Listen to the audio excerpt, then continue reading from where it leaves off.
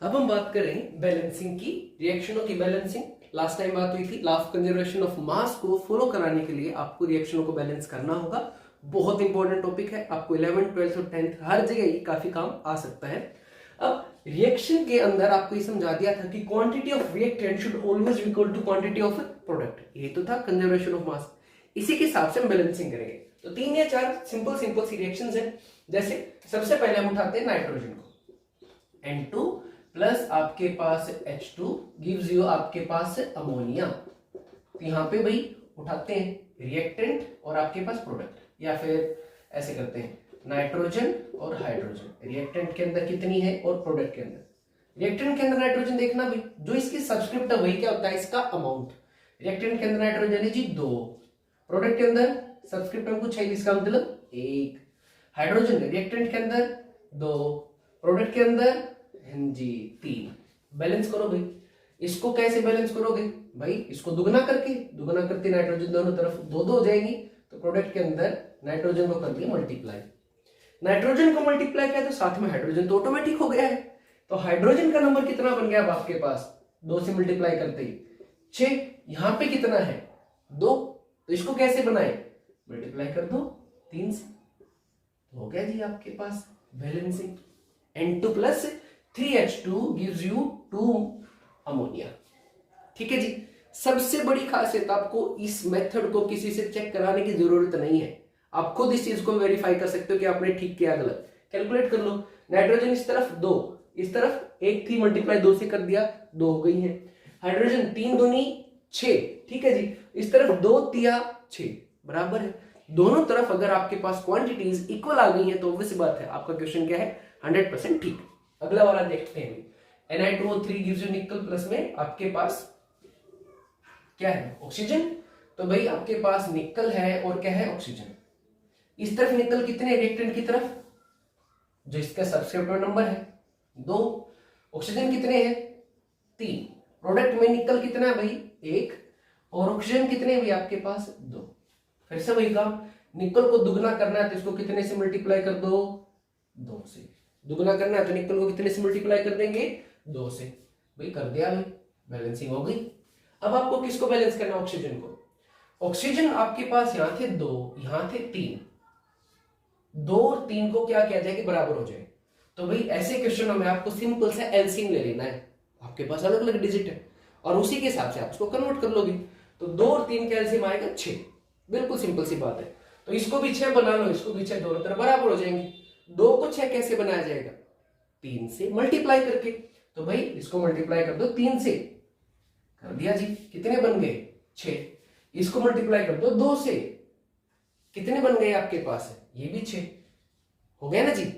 अब फिर से जब आप चेक करो तो अब निकल कितने हो गए इसमें, 2 मल्टीप्लाइड बाय 2 4, इधर कितने हैं 2। अरे ये तो हमारी पहली वाली बैलेंसिंग गड़बड़ आ गई।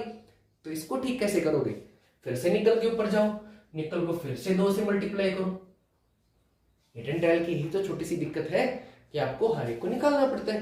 भाई अब आपकी पहली बैलेंसिंग दूसरी बैलेंसिंग की वजह से थोड़ी सी गड़बड़ आ गई, आपने उसको भी ठीक कर लिया। अब चेक करो, बिल्कुल करेक्ट है, दोनों तरफ बैलेंसिंग हो गई है। तो पिछले वाले में एक सिंगल स्टेप में बैलेंसिंग हो गई थी, 2 तुक्के मारे क्वेश्चन खत्म। इसमें 2 तुक्के मारे क्वेश्चन खत्म नहीं हुआ, एक और बार आपको तुक्का मारना पड़ा। हिट एंड ट्रायल ही तो है, बेसिस ऑन योर हंच, आप हंच करते रहो, काम बनता रहेगा। तीसरा वाला क्वेश्चन ऐसे लेके चलो, P4 + O2। यहाँ पे फॉस्फोरस कितने हैं भैया आपके पास, फॉस्फोरस और ऑक्सीजन। फॉस्फोरस थे यहाँ पर आपके पास 4, उधर कितना है आपके पास, सब्सक्रिप्ट देखो जी 2, ऑक्सीजन यहाँ कितनी है 2, यहाँ ऑक्सीजन कितनी है 3। फिर से वही दोनों अलग अलग डिजिट है, फिर से एलसीएम लो, बराबर करो। तो इसको तो मल्टीप्लाई कर दो, पहले फॉस्फोरस को कर लेते हैं, सॉरी यहाँ 4 थे यहाँ 2 थे, तो फॉस्फोरस कितने हो गए आपके पास है 2 से मल्टीप्लाई कर दिया, बिल्कुल कर दिया। तो फॉस्फोरस कितने हो गए 4, दोनों तरफ फॉस्फोरस का अमाउंट बैलेंस। ऑक्सीजन पे आओ, ऑक्सीजन इस तरफ 2 थे, इस तरफ 2 तिया 6, पहले से 6 हो गए हैं। तो इसको बैलेंस करने के लिए इसको कितने से मल्टीप्लाई कर दोगे, 3 से, हो जाएगा ना जी, बिल्कुल आराम से हो जाएगा। हिट एंड ट्रायल की ही खासियत है, होना होगा तो 10-12 सेकंड में हो जाएगा, लेकिन अगर नहीं हुआ तो फिर आप सिर पकड़ के बैठे रहोगे, क्वेश्चन हिल के ही नहीं देता। जैसे ये वाला क्वेश्चन देखो, C7H17 plus oxygen gives you CO2 plus H2। अब इस क्वेश्चन के अंदर आप इस मेथड से एक बार सोल्व करके देखो। अगर आपका 10-15 छोड़ो, अगर आपका 3-4 मिनट में भी सोल्व हो जाता है तो अच्छी बात है। पर मुद्दे की बात यह है कि भाई आपके पास जनरली 10th में CBSE लेवल में क्वेश्चन छोटे छोटे आते हैं, कोई दिक्कत ही नहीं आएगी, तो आपको ये मेथड काम करेगा। लेकिन जब आप एक अच्छे एग्जाम की तैयारी करते हो जहां पर आपको टाइम नहीं देना है, तो मैं कहूँगा हिडन ट्रायल के बजाय आप इस मेथड की प्रैक्टिस करें। ये मेथड आपका मैथमेटिकली भी साउंड बनाएगा। और अब इसी मेथड के क्वेश्चनों को हम सोल्व करके देखेंगे, इन्हीं क्वेश्चनों को इसी तरीके से। ठीक है जी। अब हम दूसरे मेथड की बात करते हैं बेटा, और दूसरे मेथड के आपके पास अलजेब्रिक मेथड। बहुत आसान है आपके लिए, बहुत ही आसान है। ठीक है, इसकी प्रैक्टिस करो, क्वेश्चंस नहीं अटकेंगे। आसान क्वेश्चन जो अभी भी है उसी को चेक करते हैं। तो भाई आपको क्या करना है, जितने भी एलिमेंट्स उसके अंदर मौजूद है, किसके अंदर, रिएक्शन के अंदर, सभी को लिख लो। भाई आपके पास सबसे पहले इनको इरेज करो और सबकी कोफिशिएंट्स लिख दो। इसका कोफिशिएंट A, इसका कोफिशिएंट B, इसका कोफिशिएंट C कर दोगे। सबसे पहला काम, जो भी एलिमेंट गिवन है उन सबके कोफिशिएंट बना दो। या 3 ही थे तो A B C हो गई, यहाँ पे आपके पास 4 है तो A B C और D हो जाएंगे, एंड सो 10 है तो A B C D E F G हो जाएंगे। ठीक है, कोई दिक्कत नहीं है। अब आगे चलते हैं।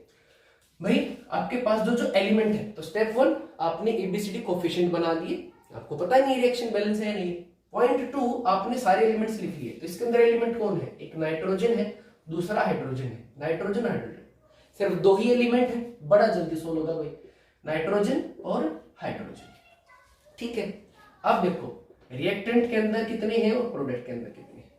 रिएक्टेंट के अंदर नाइट्रोजन कितने थे, 2, और इस 2 को किससे मल्टीप्लाई करोगे, जो भी इसका कोफिशिएंट आपने माना है। A माना था तो भाई आपके पास नाइट्रोजन कितने हो गए हैं रिएक्टेंट में, 2A। ठीक है जी। आपके पास हाइड्रोजन सॉरी प्रोडक्ट नाइट्रोजन में कितने हो गए हैं, देखना नाइट्रोजन का कोफिशिएंट कुछ नहीं है, तो इसका कोफिशिएंट C है, लेकिन सबस्क्रिप्ट में कुछ नहीं है, तो ये क्या हो गया 1 मल्टीप्लाइड बाय इसका कोफिशिएंट कितना, C। लॉ ऑफ कंजर्वेशन मास ने क्या कहा, किसी भी एलिमेंट का मास रिएक्टेंट और प्रोडक्ट में एग्जैक्टली क्या होना चाहिए, बराबर। तो वही चीज तो चेक की है। तो आपके पास रिएक्टेंट में कितने थे, 2 मल्टीप्लाइड बाय कोफिशिएंट A। यहां प्रोडक्ट में नाइट्रोजन कितने थे, 1 मल्टीप्लाइड बाय कोफिशिएंट C। और as per conservation of mass जो यूनिवर्सल लॉ है, ये दोनों क्या होने चाहिए, इक्वल। सेम काम हाइड्रोजन के लिए होना चाहिए। हाइड्रोजन यहां पे कितने हैं, 2 मल्टीप्लाइड बाय कोफिशिएंट क्या है, B। आपके पास हाइड्रोजन कितने हैं, 3 मल्टीप्लाई बाई कोफिशिएंट बिल्कुल C।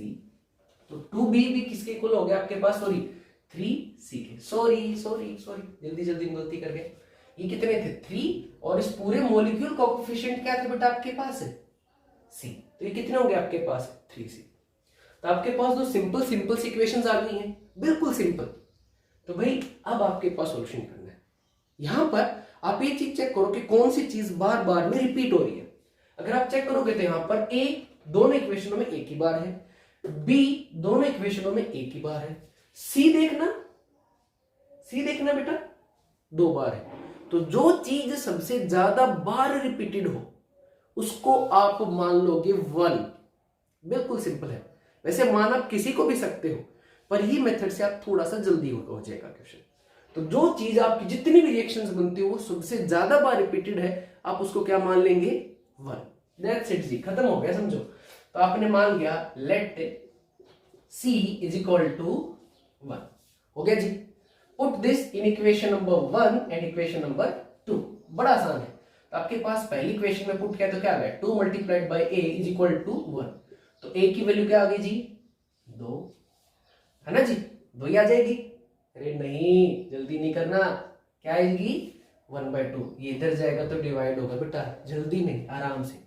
उसी तरीके से आप इसको सोल्व करो, H को। H क्या हो जाएगा, 2B is equal to 3 multiplied by C की वैल्यू क्या मानी थी आपने, 1।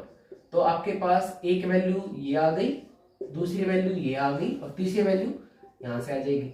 B की वैल्यू क्या आ जाएगी आपके पास, उधर जाएगा तो डिवाइड, कितनी 3/2, ये आ गई तीसरी वैल्यू, आ गई जी। फ्रैक्शन में आई है, कोई दिक्कत नहीं, कोई भी दिक्कत नहीं लेनी बेटा। अब इक्वेशन में पुट कर दो N2H2 और अमोनिया।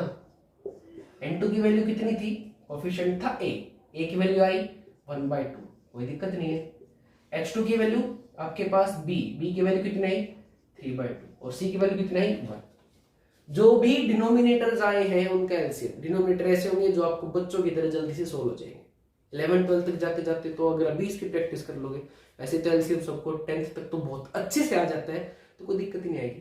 2 और 2 का तो एलसीएम 2 ही होगा, तो जो भी एलसीएम आएगा उस एलसीएम से थ्रू आउट आप क्या कर देंगे, मल्टीप्लाई। एलसीएम से थ्रू आउट क्या कर दो, मल्टीप्लाई, क्योंकि ये जो कोफिशिएंट्स आए हैं ये फ्रैक्शन में नहीं छोड़ने होते आपको।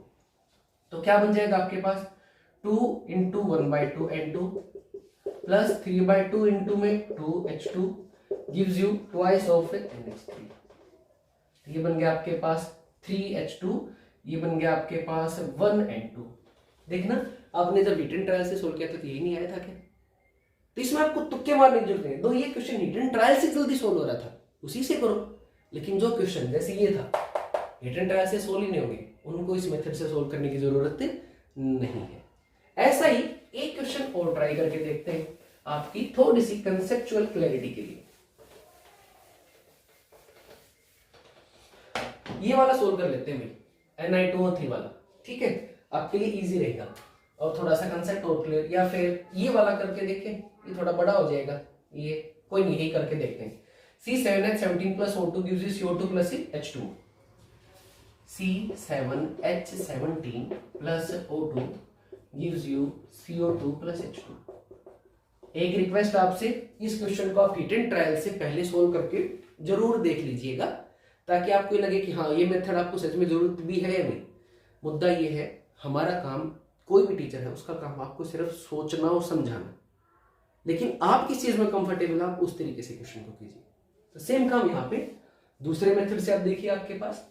अब इसके फिर से कोफिशिएंट मान लो भाई, इसका कोफिशिएंट हो जाएगा A, इसका कोफिशिएंट हो गया B, इसका कोफिशिएंट हो गया C और इसका कोफिशिएंट क्या हो गया D।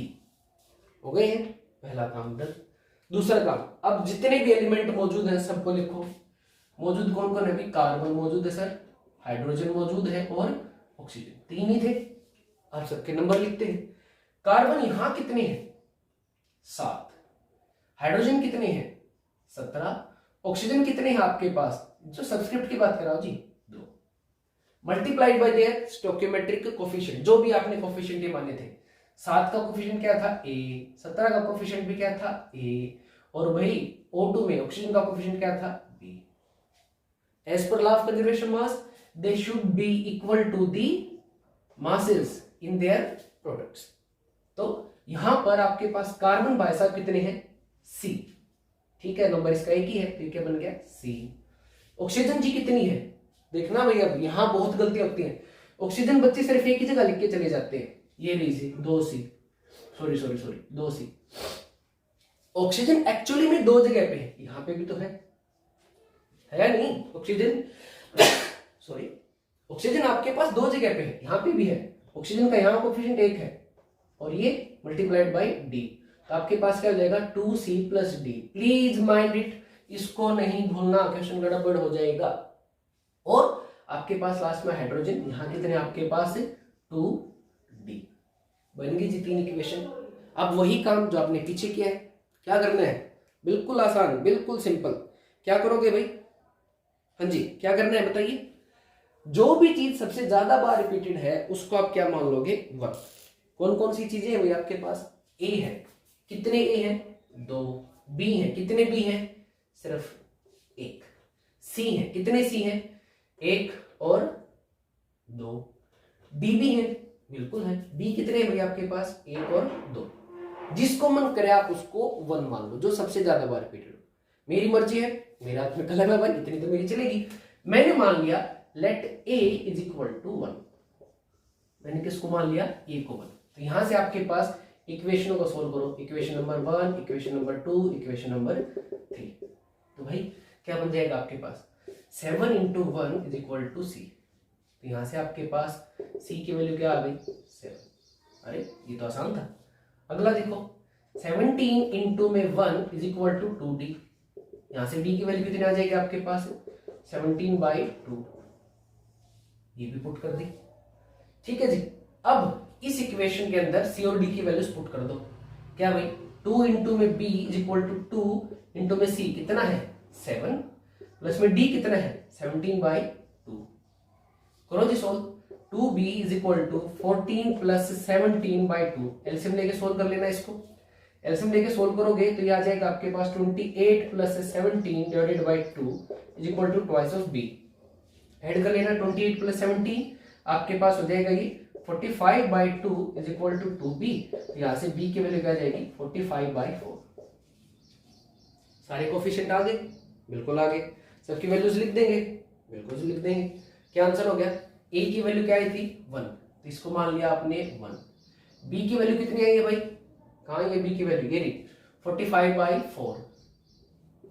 c की वैल्यू कितनी आई है देखना एक बार 7, लो जी आ गई। d की वैल्यू कितनी आई है आपके पास, देखना भाई d कितने है, ढूंढना d, ये रहा 17/2।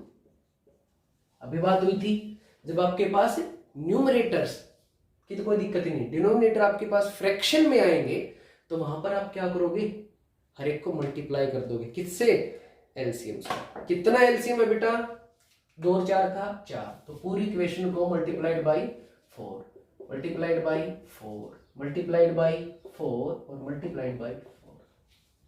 बेटा हीट एंड ट्रायल से या तो सोल्व हुआ नहीं होगा या इसने टाइम ज्यादा लिया होगा, लेकिन अगर आपने शुरू से ही, अब 10th शुरू ही तो है आपकी, शुरुआती तो है 9th और 10th, अगर शुरू से ही आपने इस मेथड की प्रैक्टिस की तो भाई आपके क्वेश्चंस बहुत जल्दी सॉल्व होंगे। ये वाला क्वेश्चन तो आपके लिए एक छोटा सा डेमो था। तो इस एबीसीडी वाले मेथड से आप क्वेश्चन प्रैक्टिस कर सकते हैं और कुछ क्वेश्चन प्रैक्टिस के लिए अभी आप लिखेंगे। अब आपके पास बोर्ड पे 11 क्वेश्चंस हैं, बहुत सिंपल से हैं। आप इनको हिट एंड ट्रायल से भी और आप इनको एबीसीडी वाले अलजेब्रिक मेथड से भी इक्वेशन बना के सोल्व करने की कोशिश करें। तो आप इसका स्क्रीनशॉट कर लीजिए या इसको रोक लीजिए और आप इनको एक बार सोल्व करके देखिए। अब थोड़े से अच्छे लेवल के क्वेश्चन भी आपके सामने बोर्ड पे ही होंगे, तो आप इसको होपफुली पहले नोट कर लीजिए, ये बहुत जरूरी है आपके लिए प्रैक्टिस करना। अब आपके पास 9 क्वेश्चन और हैं, 11 क्वेश्चनों के अलावा टोटल 20 हो जाएंगे। वो जैसा हर एक कोचिंग इंस्टीट्यूट करता है सेम हम भी कर रहे हैं कि वो 9 क्वेश्चन आपके पास बिल्कुल बेसिक से प्रैक्टिस के थे, उसमें एक आधा क्वेश्चन आपका थोड़ा सा दिमाग घुमाएगा। इन सारे क्वेश्चनों को मैं आपको रिकमेंड करूंगा कि आप सिर्फ अलजेब्रिक मेथड से ही सोल्व करने की कोशिश करें। आपके सामने 9 क्वेश्चंस हैं, इनको सोल्व करके देखें। Specifically my all time favourite, इनको एक बार सोल्व करके देखें। ये सोल्व करने के बाद आपको बैलेंसिंग से डर बिल्कुल खत्म हो जाएगा। अगर आपसे 9 के 9 सोल्व हो जाते हैं तो बहुत अच्छी बात है, कम सोल्व होते तो भी कोई प्रॉब्लम नहीं है। आप प्लीज कमेंट में डाल दीजिए ये वाला क्वेश्चन समझ में नहीं आया, ये वाला क्वेश्चन करा दीजिए। यहां पर एक चीज का ख्याल रखिएगा, ये जो चीज है ये है आपके पास नेसेंट ऑक्सीजन। कोई भी चीज जो अपनी मॉलिक्यूलर फॉर्म में ज्यादा स्टेबल होती है और आप उसको मॉलिक्यूलर फॉर्म में ना लिख के उसको एटॉमिक फॉर्म में लिखते हैं तो उसके लिए आप यूज करते हैं ये चीज नेसेंट फॉर्म। तो आप इस हिसाब से इनको सोल्व करके देखिए, आपके क्वेश्चन अच्छे से सोल्व हो जाएंगे, आपका कंसेप्ट अच्छे से क्लियर हो जाएगा। Thank you.